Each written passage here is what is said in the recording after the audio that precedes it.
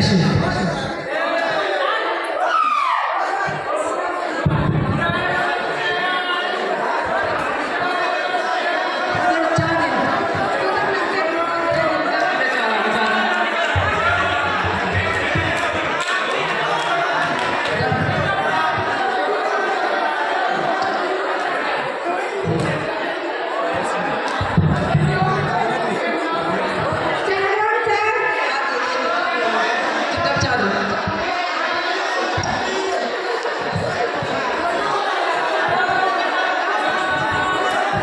বন্ধু নির্বাচন তো চলে আসলো, এবার কাকে নির্বাচনের প্রার্থী বানানো যায় বলতো? আরে বন্ধু, নির্বাচনের আগে কত নেতৃবৃন্দ কতই না কথা বলে, তারপরে জেতার পরে নিজের জীবন বাঁচানোর লাগে উঠে পড়ে লাগে না। আচ্ছা বন্ধু, জানিস কি এবার নাকি জমিদার শিবচরণ বাবু নির্বাচনে দাঁড়িয়েছে? তাই নাকি? আজ মল্লিক বাজারে ওনার রাজনৈতিক সভা অনুষ্ঠিত হবে। আচ্ছা চল আমরা ওখানে যাবো। হ্যাঁ বন্ধু, চল এখানে যাই।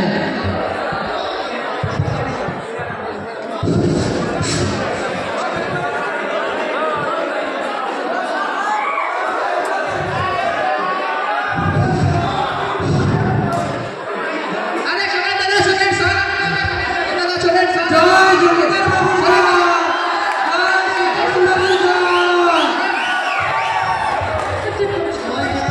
ধন্যবাদ।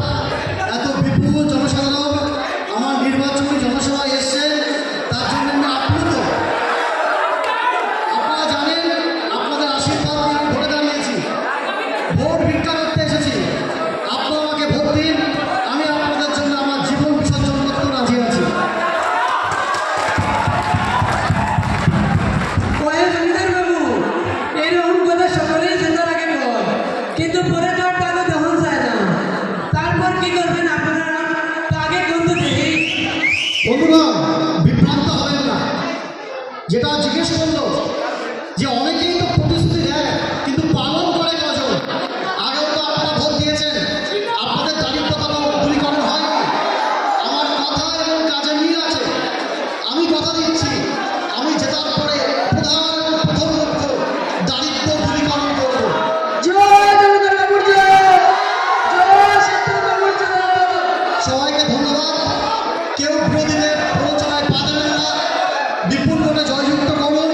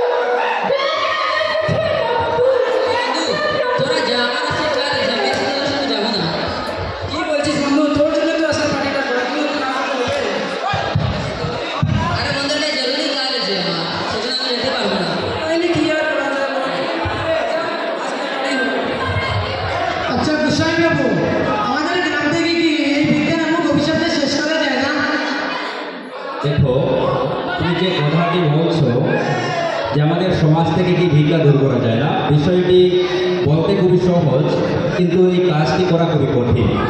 কঠিন এই জন্য যে আমরা কী করি, যখন কেউ আমাদের কাছে ভিক্ষা চায় আমরা তাদেরকে ভিক্ষা দিয়ে দিই। যদি এইভাবে চলতে থাকে তাহলে সমাজ থেকে ভিক্ষা কখনোই দূর হবে না।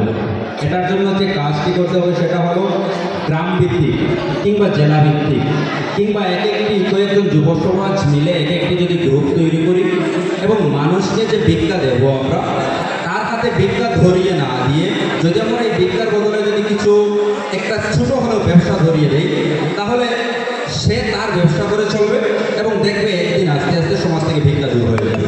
এইভাবে কিন্তু ভিক্ষাকে দূর করা যায়, নয়তো ভিক্ষাকে দূর করার কোনো সুযোগ নেই। নমস্কার নিশ্চয় বাবু। হ্যাঁ নমস্কার নমস্কার, কেমন আছেন? ভালো আছি, আপনি কেমন আছেন? এই তো ভালো আছি। কি তা কি মনে করে এলেন? এত কাজ ছিল আপনার সঙ্গে। কি কাজ ছিল?